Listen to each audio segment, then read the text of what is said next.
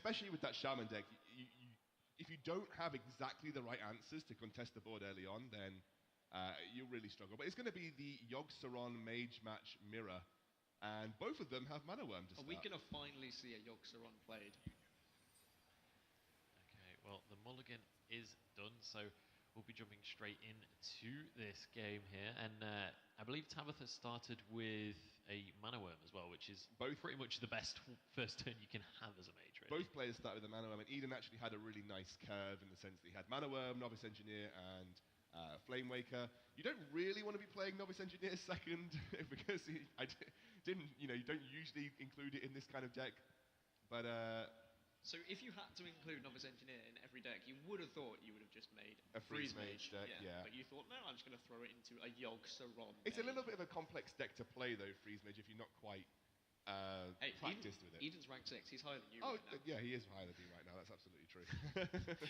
The burns coming out from Dan right now, no mercy. Hey, it's Fireside Friday, so we can throw out some burns. So Tabitha can coin out either Spellslinger or Flame Waker here, and she has a follow-up turn 3 play, so it's not going to be too much of a bite. Oh, she's also got 3 on a card that I can't read. That one. Yes, the one that I've never seen any competitive player use. Which deals 1 damage to everyone, so she could coin that out and that's not use her Mana Worm. That's not bad at all, actually, in this situation. Use a Mana Worm to trade off, and then she clears board. Hey, that card has actually found some use. Has she... Am I losing my mind? Did Eden attack with does his it deal Mana 2 Worm? damage? Because it's not blowing... If it deals 2 damage, then it's slightly awkward. But Eden, of course. Oh, right. No, yeah, Eden attacked with his page Eden attacked with his Mana Worm. Yeah, I think he's expecting either to have to trade both in to deal with it next turn, or ping or something. But he's got Flame Waker, so he'll just probably trade both in if it stays as it is right now. Tabitha let out a little yelp there. She panicked when the rope hit, which I feel is what the UK Premiership players do when the rope hits. That's the story of the UK scene, right? That was an interesting play. I think she must feel that Novice Engineer is just so threatening. And having cosplayed on Novice Engineer, you probably know that suit of armor. Understand the value. That suit of armor is pretty beefy. You know, I wouldn't want to go up against There's Novice spikes Engineer. on that shield, you know. Yeah, I know exactly. So we will probably just play a naked Flame Waker here. I hate playing a naked Flame Waker. His follow-up is only a viable as well. Well, I mean, you can't really change what it looks like anyway. It's going to be naked. There's no like Flame Waker skins or anything that have hit the game just yet. The dream for Tabitha would have been Flame Waker, Coin, Arcane Missiles, but unfortunately, 'tis not to be. I just play Spellslinger. Spellslinger's fine. To be honest, considering these are Yogg-Saron Mage decks, there's been a depressingly low amount of spells played. Oh wow, Quick Shot. Quick Shot's decent here. Yeah, that's a great. Just he can kind of deal with the board. Obviously another spell for his Flame Waker as well, so he can use Quick Shot. He can use the ping if either of the Flame Waker bullets don't hit. But you know. I mean, you're never really going to get full value out of the Quick Shot like you would do in a Face Hunter deck, so you might as well just use it as some form of removal. Yeah. And with a Flame Waker on board, that is literally the perfect answer to deal with. It was, because otherwise he would have had to use his Fireball maybe to clear, which would have felt slightly awkward. But here we go. Missiles off the top. That's the dream. That's the dream right there. And she's got the coin as well, if she needs any extra kind of shots from this Flame Waker. Will he hit for 2? He won't. It's going to go face twice. Both to face. And that would be a huge risk to use the coin. That's a 25% chance that she just completely wipes the board, but otherwise 75% chance that it works out badly. Does look like Eden's thinking about using his own Spellslinger, but he's got that Twilight Flame Cooler. That's the name. Twilight Flame Cooler. Oh, I just should have known that off the top of my head. I mean, it's not used in many competitive decks, but perhaps it might. No, he'll make it. It's not going to be on a tech. So it's essentially the worst version of Ravaging Ghoul, or the Warrior Tempo card deck. It's just a worse version, essentially. Well, in this instance, it actually helped clear the board. So there you go. Use the tools that are provided by Kieran Lowe. Is that a quote that I am noted to be saying? No, he means you literally provided them. You made literally provided for them. But unfortunately, I believe the plan here was to use the... I've already forgotten the name of this card again. To use this and then Novice Engineer, but unfortunately... I think it's just enemy minions, so it's actually... Oh, is it just enemy minions? You lose 1/1 stats on the Ghoul, but you gain only affecting enemy minions. So I suppose it's like the trade-off that you don't deal 1 damage to all of your own minions. But as we know, I've honestly never used this card. It's a pretty terrible card. So I was going off your description of it being Ravaging Ghoul. Why did you put it in the deck? If it's I didn't. I used the Blizzard You're putting deck. these players through pain. Anyway, Twilight Flamecaller. Faceless Summoner. Faceless Summoner and gets the grub. A solid 2/5 body. Faceless Summoner is one of my favourite cards in the new expansion. I think it's such a good card. I loved when this was announced. A lot of people were like, "Oh no, Faceless Summoner is single-handedly the most broken card I've ever seen in my life." And then Mage just hasn't seen any play apart from Freeze Mage essentially, because there isn't really any good decks to include it in. You'd have to make, because it wouldn't really be Tempo Mage anymore. It'd be more like a mid-range Mage, which, you know, people think, oh, you know, Tempo Mage is great. Tempo Mage is going to have a great addition in the form of Faceless Summoner. And then you realise that actually it's a card that forms into more of a mid-range Mage deck, and we don't really see mid-range Mage decks, so it just hasn't seen much competitive play. Do you know what I'm excited for? Both Yogg-Saron's in the hands of these players. That's a very good point. So if I was them, I'd start casting some spells now, because things are going to get serious in turn 10. Coin is available for Tabitha, so turn 9 she can Yogg-Saron if she so wishes. I think she'd only get about 3 spells out of it right now, and no one wants to see a 3-spell Yogg-Saron. It's so underwhelming. Wow. Well, Ancestral Knowledge, that's not a bad spell to be given there for free. Frostbolt Face. He's not a true servant of Yogg-Saron. True servants of Yogg-Saron just spam spells all over the place. Notice how he's Khadgar as well. He is Khadgar, yeah. He's a bad mage. He's a bad mage. The very worst mage. Oh, goddamn Khadgar. So I guess Yogg-Saron basically is more of an out card. You're not really going to want to use it as like a tempo card at turn 10. You're going to want to use it when you're behind and you've got nothing else to do. You're probably going to lose the game and just hope Yogg does your I don't know. I sometimes just... Because let's look at it honestly. In most cases, Yogg-Saron, because of the spells available, will usually have a positive outcome. Usually. It can give you, nothing. It can give you bad outcomes. But because of the way most spells work, sometimes you cast it and you just have a direct impact on your board. You usually have a good outcome from Yogg-Saron. So I don't even mind playing it on turn 10 sometimes, just to try and solidify some sort of win or board state, or even just attempt to potentially clear a threat. I want to see Eden here just leave the 2/5 on board, purely because it basically removes hero power. This is the one that goes back to hand if you use your hero power. That's its Inspire. And realistically, the 2 damage doesn't do much on its own. I just noticed Forbidden Healing is in hand of Tabitha right now. Especially in a Yogg-Saron deck. Use that the turn before, maybe, just to top yourself back up if you fall behind.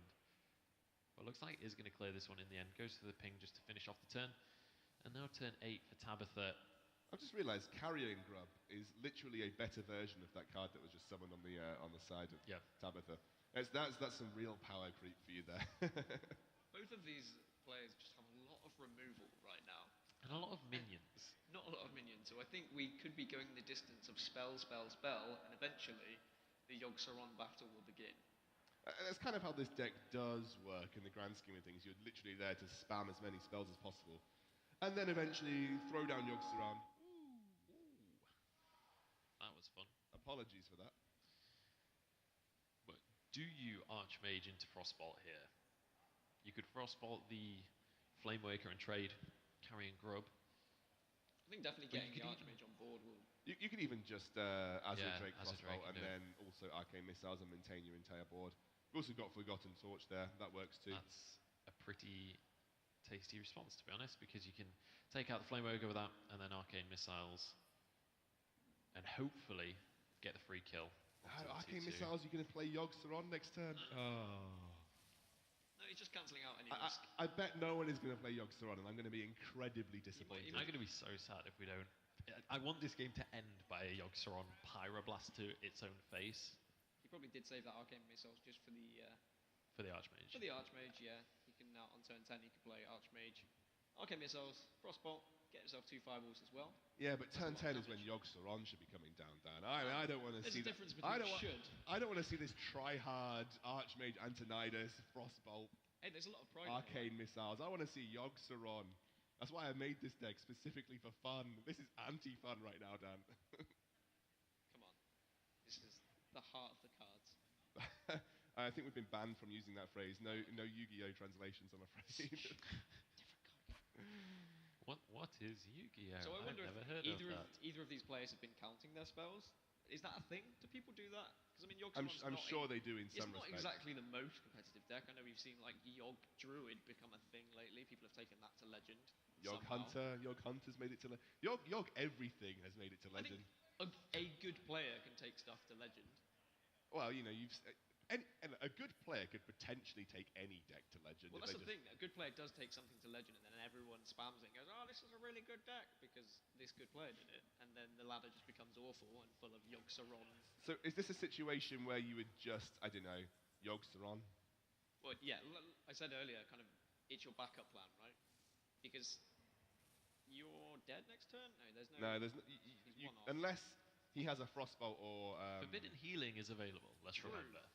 So Forbidden Healing could be the play here. If Tabitha can survive next turn, if Eden does opt to go for that double fireball, maybe ping to face down to 1, then the Forbidden Healing will actually come into pure effect here and will be disgusting. Well, I think we're going to need to see a Yogg-Saron into Tree of Life. 'Cause that's the only way I think Tabitha survives this. Eden has got to be. No, I think he's going to be so sad about this Forbidden Healing. Yeah, you heal for 20. Yeah, so but you're back up to 21. Yogg-Saron is way more fun. Yeah, but all you have to do is like get any kind of damage on your face, like an arcane shot or anything like that. But she will go for the Forbidden Healing. Heal back up to 21. A little shake of the head from Eden there. Yeah. PJ to the soul. It was the fact that he used so much damage to go to face, and then it didn't have any immediately board. just. He's going to spam the board. He's probably going to spam the board now, right?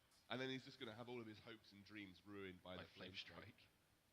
See, and what do you take here? I think Pyroblast is always a good choice. I prefer Effigy, I think, because Effigy on Ethereal Conjurer is really good.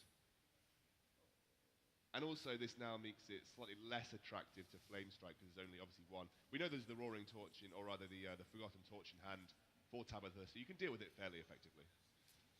Yep, and off the top, we see the Torch, which means she can get extra value out of the Archmage, but the Effigy will provide another minion.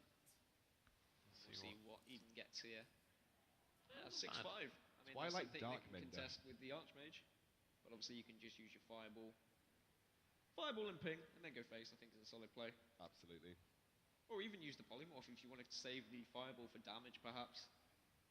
I mean, that's what you're going to be thinking about right now. How am I going to finish this game? She's already used one Forbidden Healing. of course. Yeah, exactly. You end it with Yogg-Saron. I'm going to be very sad if Yogg-Saron isn't played. I would be incredibly Enter sad. the Colosseum from Spellslinger. A card that gets rid of every minion on board except the two highest damage. Has Tabitha drawn Doom? One highest damage for each. Yes. Has Tabitha got Doom from Spellslinger then? Yes, she has. So Doom clears board and then draws as many cards. Is that right? Yeah, Doom clears board and draws as many cards as it kills. It's a really interesting card that will probably never see play in a Warlock that would, eventually able to play it, because when you get to that stage of the game, you likely don't want to be drawing that many cards just simply because you'll be putting yourself further towards fatigue, and once you get to turn 10 and you're a Warlock that would make use of that, it's not a particularly good card. Eden is actually checking how many cards are left. He is worried this one is going to fatigue. And this has been a very long game. Well, Doom being in the hand just gives Tabitha yet another out, and it seems like the spells she's got have been very much in her favour right now. See, if he'd played Yogg-Saron earlier, mate, could have ended the game straight away. Mate. He could have, but he could have also Pyroblasted his face 3 times. I mean, that could have happened. Well, that ends the game. That's all you want to see, right? You just want to see the game ended in some form by Yogg-Saron. I think we're going to have to see Doom. I would settle for self-Pyroblast 3 times. First 3 spells. We're going to have to see Doom, I'm afraid. Oh, we're not. No, we're going to play it safe. I mean, that also makes sense, but I wanted to see Doom. I don't think she needs to, because she can kind of keep some form of board control here. I'm trying to be the fun caster that would go for the fun things, but it's not about need, it's about want. I just want to see Yogg-Saron ASAP. So Sorcerer's Apprentice first before Cabalist's Tomb, right? Says the fun caster. Well, I've been told I can't say fun things anymore, so I'm just going to say serious things. Hey, it's Fireside Friday. We're allowed to have fun. Cabalist's Tomb. This is the only day in the year where we're allowed to have fun. Forbidden Flame. So that's it. Just more damage, more spells. Yogg is going to get seriously buffed. I mean, I have no idea how many spells these guys have casted now, but The thing is, I think they both now really want to win. You know, even this is just a bit of a fun show match. They both probably, at this point, really want to win. It comes down to a best of 3. You're in the final game. Arcane missiles, man. You don't want to go home from Comic-Con and say, I lost to a cosplayer at Hearthstone. I personally wouldn't want that to happen. Yes, okay, she's cosplaying a Hearthstone character. But she said she's not even played since Old Gods came out. Yeah, I mean, she's not played any of these Old Gods cards, and she's still beating them. That is just pure natural talent, my friend. Absolute natural talent. She's obviously, her deity is obviously the RNG gods. He's going to use the Forbidden Flame to take out the Mana Worm, keep that board control. And the Yogg-Saron might come out soon. But I mean, you've got the Azure Drake. No, the Yogg-Saron has to come out because she's just dead next turn. Well, she doesn't know that. No. She doesn't know that. Play Yogg-Saron. If you don't play Yogg-Saron right now, we'll never see one. No. Not happening. No. Oh, Unless we see something magical drawn, it's not going to happen though. Oh, I mean, all of these spells cast this game. I was so hyped for like a 20 spell Yogg-Saron. If Eden has any kind of dignity, he will play Yogg-Saron now. Yeah. He won't. Finish this game. Look at his surly face. He's saying, "I know. I'm gonna end this." Yogg-Saron. Clinical precision. Do it for the crowd, Eden. He's just gonna. We get no Yogg-Sarons. We had 2 Archmages though, and a whole bunch of fireballs, but it is going to be Eden taking the 3rd game in this best of 5. So